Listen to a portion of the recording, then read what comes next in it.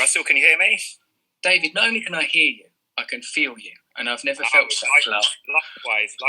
Well, I just want to say, I came into recovery the same year as you, and really respect what you're doing with how you change your life around, really. So, well done, and thank you. Thanks. And I've lost. Where are you?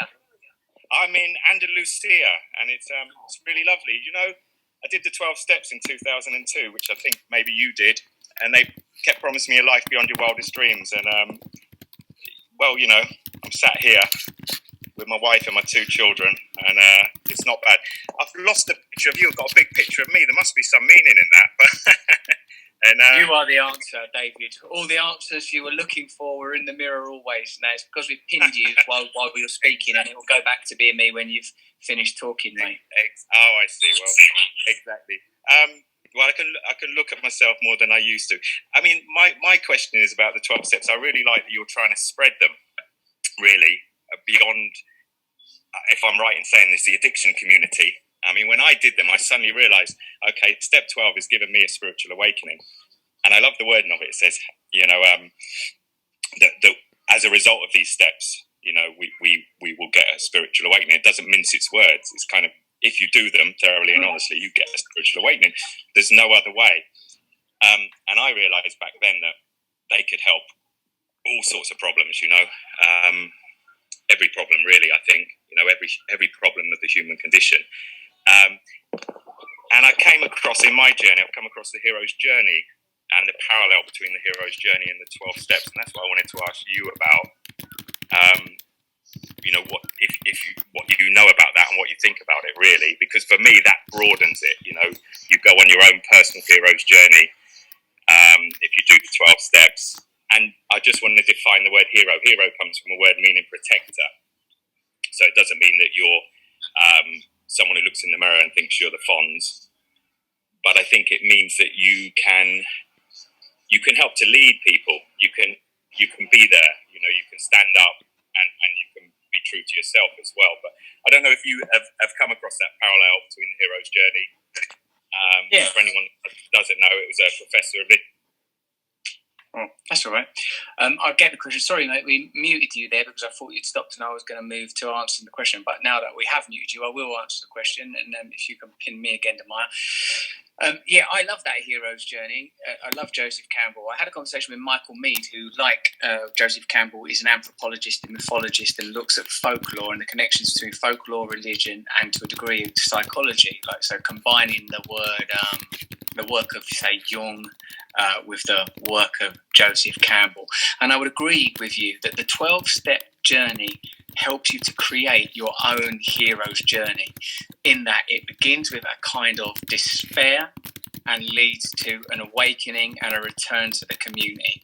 Michael Meade, interestingly, said that in spite of being a huge fan of Joseph Campbell, he felt that there was some sort of areas of neglect in the hero's journey. And if I understood him correctly, he was saying that it was somewhat focused on the individual. And I feel like he was saying, and you'll have to listen to the episode of Under the Skin or other, you know, Michael Meade elsewhere to fully unpack it, that it lacked a kind of feminine component. It was a kind of sort of masculine perspective. So I asked him to tell me a few other stories that he thought redressed the imbalance that he had identified. He told me this story, and this is my best opportunity, my best version of recreating what Michael Meade, the mythologist, anthropologist, storyteller, told me.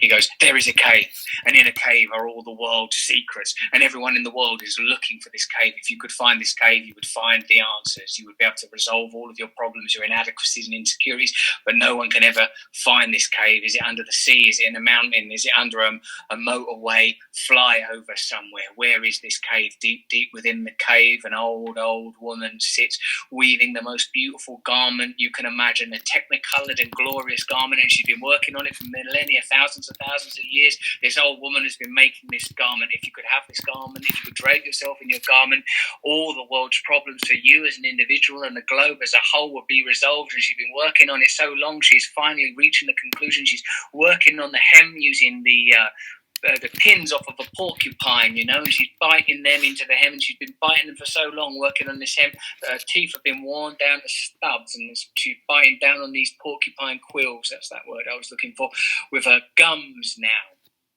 At the back of the cave, there is a cauldron, and in that cauldron is the ingredients for all the world's botany and zoology and all of the flora and fauna of the world. All the code of it is in this cauldron, and every so often she has to stir it, otherwise the world will die out, kind of it like it's an ark at the back of the cave that she's got there.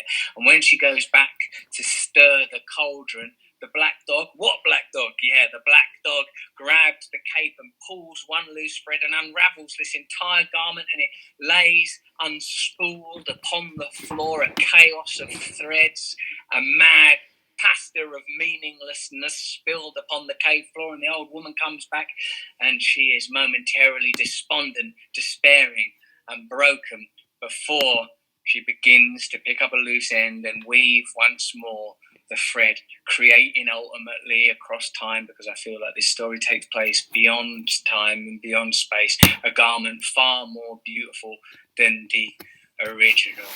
Some people, Michael Meade said on hearing that story, say, damn that black dog, whereas other people recognise it's a necessity. Why I liked it when he told me that story is I recognise the significance of the cave and how often the cave occurs as a motif in Islam, in Christianity, in Plato. Caves often symbolised as the journeying within. Muhammad, peace be upon him, emerges from the cave having heard the prophecy from Allah. Christ is resurrected after being in the cave, of course, and in Plato's cave it is revealed that what most of us take to be reality is merely the shadow of reality. I saw this woman as the creative, nurturing wisdom of the universe, and the garment as the possibility for us creating a system truly reflective of our human greatness, of our glory, of our divinity. And then I saw the dog as the necessary failings and shadow that exists within us all. And I saw the relationship of the woman with the cauldron as humanity's necessary relationship of nurture and gentle serving authority to the other beings and creatures that we share the planet with. So I guess that's a more inclusive version of a hero myth. It has a sort of a more arcane and communal implication. It has a vagueness to it that folklore often has. I love Joseph Campbell. I love the hero's journey. And I think any of us that enter into recovery, and you don't need to be an addict to enter into recovery, you merely have to intend to recover the person that you intended to be, to believe that on some level that as we would recognise in the plant world, a seed contains within it the potential for the tree, that within us there is a teleology, an entity trying to realise itself. But we, of course, are impeded by human and cultural experience, conditioned by our families, by our schools, by our class, by our own belief systems. And in recovery, with the use of the 12 steps, we can realise the version of ourselves with a capital S that is in best service of us.